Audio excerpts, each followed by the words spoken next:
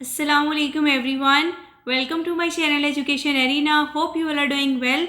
Today the topic which I am going to discuss in front of you people is a poem named as The Road Not Taken by Robert Frost. This is included in a subject American Literature course code English 403 which is a part of BS English 7th semester.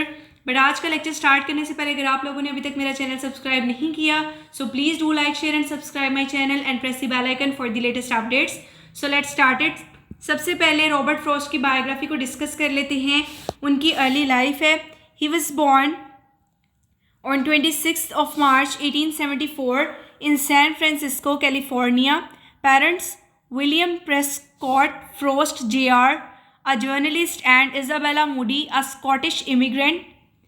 His father died of tuberculosis when Frost was 11 years old. Education: he attended Lawrence High School, where he developed an interest in poetry. He briefly attended Harvard University, but dropped out after 2 years. Early career: he worked as a teacher, farmer, and editor. He struggled to establish himself as a poet. He published his first book of poetry, A Boy's Will, in 1913, and North of Boston in 1914, which gained critical acclaim. Next, literary style and themes. He is known for his realistic depictions of rural life in New England. He explored themes of nature, individualism, and human condition. He utilized traditional forms, meter, and conversational language in his poetry. Later life तो इन्होंने लिखना और publish करवाना शुरू किया poetry को अपनी death तक, ठीक है. और ये एक पॉपुलर फिगर थे जिन्होंने पब्लिक रीडिंग्स और लेक्चर दिए थे पूरे यूएस के क्रॉस, ठीक है. Death: he died on January 29, 1963 in Boston.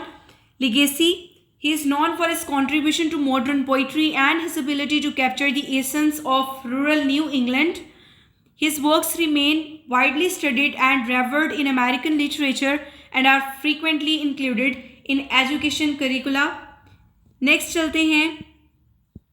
जो आज की हमारी पोएम है the road not taken by Robert Frost. इस पोएम को रॉबर्ट फ्रॉस्ट ने 1916 के अंदर इनकी एक फेमस कलेक्शन थी माउंटेन इंटरवल, उसके अंदर पब्लिश करवाया था. और अमेरिकन लिटरेचर के अंदर इनके जो सेलिब्रेटेड वर्क्स हैं ये उनमें से एक है. ये पोएम बेसिकली कैप्चर करती है जो डिसीजन मेकिंग का एसेंस है उसको, और जो ज़िंदगी की चॉइसेस हैं उसकी इनहेरेंट अनसर्टेनिटीज़ को, ठीक है. इसको जो ट्रैंक्विल ऑटम सीजन है, ठीक है, उसके बैकड्रॉप जो है उसके अगेंस्ट सेट किया गया है. फ्रॉस्ट जो है वो मेटाफर यूज़ करते हैं डाइवर्जिंग पाथ का in a wood to explore the themes of individuality, the complexity of choices and the consequences that arises from the decisions we make, ठीक है. अब स्टार्टिंग किस तरह से होती है कि पोएम जो है वो इस तरह से स्टार्ट होती है कि स्पीकर जो है ही स्टैंडेड एट अ फोक. अब स्टैंडेड एट अ फोक का मतलब ये है कि एक चौराहे पर खड़ा हुआ है या दो रास्तों के दरमियान में स्पीकर जो है वो खड़ा हुआ है, और ये सिचुएशन जो है ये सिंबलाइज करिए एक मोमेंट ऑफ डिसीजन को, ठीक है. ये जो इमेजरी है येलो वुड की वो सजेस्ट करिए ऑटम को, a time of change and transition. Next है the dilemma of choice. Dilemma basically एक सिचुएशन होती है जिसमें एक पर्सन जो है वो चॉइस फेस करता है दो या दो से ज़्यादा डिफ़िकल्ट ऑप्शंस पे, ठीक है. और इसमें वैल्यूज़ और जो प्रिंसिपल्स हैं उनका कॉन्फ्लिक्ट होता है. जो स्पीकर है वो रिग्रेट फील करता है कि वो इस काबिल नहीं है कि दोनों रास्तों पर ट्रैवल कर सके, ठीक है.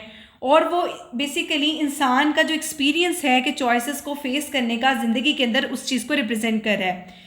वो टाइम लेता है एग्जामिन करने के लिए फर्स्ट वर्ड को, ठीक है, और वो उसको उतना डाउन तक देखता है जितना वो देख सकता है, लेकिन उसको नज़र नहीं आता कि किस तरफ ये रास्ता जो है वो जा रहा है, क्योंकि पाथ जो है वो बेंड हो रहा है, ठीक है. पाथ की बेंडिंग की वजह से वो देख नहीं पा रहा कि रास्ता किस तरफ जो है वो जा रहा है.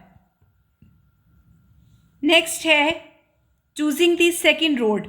अब स्पीकर जो है वो सेकेंड रोड को चूज़ कर लेता है और उसको डिस्क्राइब करता है जस्ट एज फेयर. लेकिन क्या है उसका एक बेटर क्लेम और भी है that it is grassy and less worn. Less worn का मतलब क्या होता है कि ये रास्ता जो है ये कम डैमेज्ड है, ठीक है. उसके बाद क्या है ये सजेस्ट करता है कि जो स्पीकर है वो यूनिकनेस को वैल्यू करता है, ठीक है, and the idea of choosing a path that is not conventionally taken.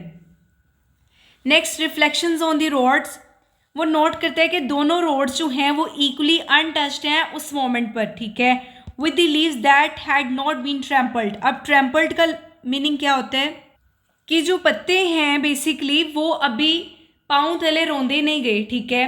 तो ये रास्ता वो कहते हैं कि दोनों रास्ते इस तरह से हैं कि अनटच्ड हैं, क्योंकि अभी तक जो उसके ऊपर पत्ते हैं वो पाँव तले कुचले नहीं गए या फिर रोंदे नहीं गए। ये चीज़ एम्फसाइज करती है इस आइडिया को कि दोनों ऑप्शंस जो हैं वो काबिले अमल है, ठीक है, और जो स्पीकर की चॉइस है it is not simply a matter of right और रॉन्ग। नेक्स्ट है द रिकॉग्निशन ऑफ कंसिक्वेंसेस। अब क्या होता है कि स्पीकर एक्नॉलेज करता है कि he will keep the first road for another day, क्या वो दूसरे दिन जो है वो पहला रोड भी लेगा, but he doubts he will ever return. ये चीज़ हाईलाइट कर रही है कि जो चॉइसेस हैं उनकी परमानेंस को और the way one decision can lead to another, suggesting the complexity of life's journey. Next is future reflecting stanza के अंदर स्पीकर जो है वो इमेजिन करता है कि वो स्टोरी जो है he is telling this story with a Sai in future, ठीक है, वो रिफ्लेक्ट करता है अपनी चॉइस के ऊपर, असर्ट करता है कि उसने वो रोड जो है वो लिया था जो लेस ट्रेवल था, और कंक्लूड करता है कि इसकी चॉइसेस जो है उसने बहुत बड़ा जितना भी फ़र्क है उसी ने पैदा किया है या उसकी चॉइस ने सब कुछ बदल दिया है। ये जो है इसको हम इंटरप्रेट कर सकते हैं पॉजिटिव भी और नेगेटिव रिफ्लेक्शन भी, ठीक है, और ये रीडर के पर्सपेक्टिव के ऊपर बेसिकली डिपेंड करता है। नेक्स्ट है थीम्स। फर्स्ट थीम जो है वो चॉइस एंड कॉन्सिक्वेंस है। The poem emphasises the significance of choices and inevitable consequences they bring, यानी कि पोएम एम्फसाइज करती है कि इंसान जो अपनी ज़िंदगी में चॉइसेस करता है, ठीक है, उसकी क्या अहमियत हो सकती है और वो क्या इनएविटेबल कॉन्सिक्वेंसेज अपने साथ जो है वो लेकर आती हैं। नेक्स्ट है इंडिविजुअलिटी।